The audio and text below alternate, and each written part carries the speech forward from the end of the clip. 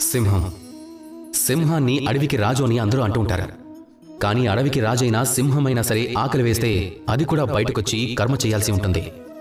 ఏ జంతువు కూడా స్వయంగా సింహం ఎదుటికొచ్చి ఇలా చెప్పదు, మీరు ఈ అడవికి రాజు, నన్ను మీ భోజనం అనుకుని ఆరగించండి అని, నేను నా ప్రాణాలను అర్పించడానికి సిద్ధంగా ఉన్నానని. అలా అయితే చెప్పవు కదా. సింహం గుహ నుంచి బయటికి రావాల్సి ఉంటుంది, అది అడవంతా తిరగాల్సి ఉంటుంది, వేటాడాల్సి ఉంటుంది. అన్ని విధాలుగా ప్రయత్నించిన తరువాతే తన ఆకలి తీరుతుంది. ఏ జంతువు కూడా స్వయంగా తన దగ్గరికి రాదు.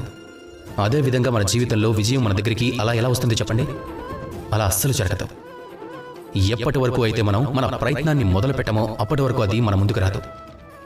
మీరు మీ ప్రయత్నాన్ని మొదలు పెట్టండి. ఆ ప్రయత్నాన్ని పూర్తి చేయడం కోసం ముందుకు వెళ్తూ ఉండండి. ఏ విధంగా మీరు పరిశ్రమిస్తూ ముందుకు వెళ్తూ ఉంటారో అదే విధంగా విజయం తనంతటదే మీ దగ్గరికి వస్తుంది. కాబట్టి జీవితంలో నిరంతరం ప్రయత్నిస్తూ ఉండండి, పరిశ్రమిస్తూ ఉండండి, విజయాన్ని పొందండి. అలాగే నాతో ప్రేమగా పలకండి. రాధాకృష్ణ.